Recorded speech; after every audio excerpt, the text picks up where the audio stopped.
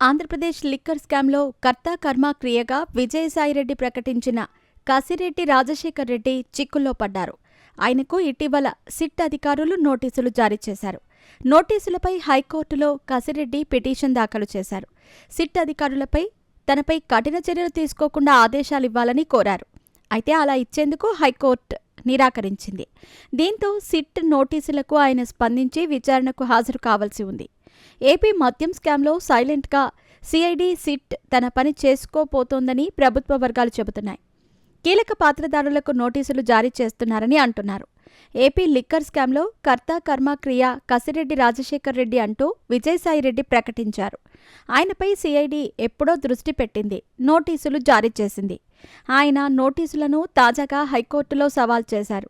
తనపై దూకుడైన చర్యలు తీసుకోకుండా మధ్యంతర ఉత్తర్వులు ఇవ్వాలని కోరారు. అలాంటి ఉత్తర్వులు ఇవ్వలేమని హైకోర్టు స్పష్టం చేసి ఆయన పిటిషన్ డిస్మిస్ చేసింది.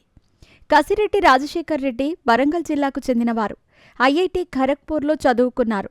ఐపాక్ టీంలో కీలకంగా ఉండేవారు. ఆయన 2019లో వైసీపీ విజయానికి పనిచేశారు.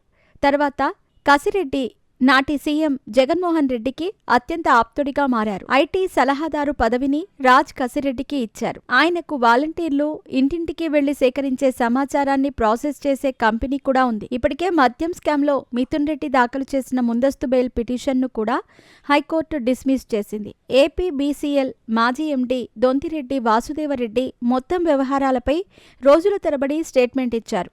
ఆయన అప్రూవర్గా మారారని అంటున్నారు.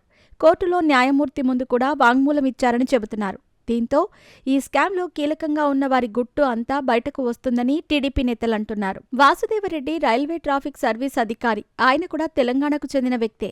అయినా వైసీపీ నేతలు ఆయనను తీసుకువచ్చి కీలకమైన ఏపీ బీసీఎల్ ఎండీ పదవి ఇచ్చి స్కామ్ చేశారన్న ఆరోపణలు ఉన్నాయి.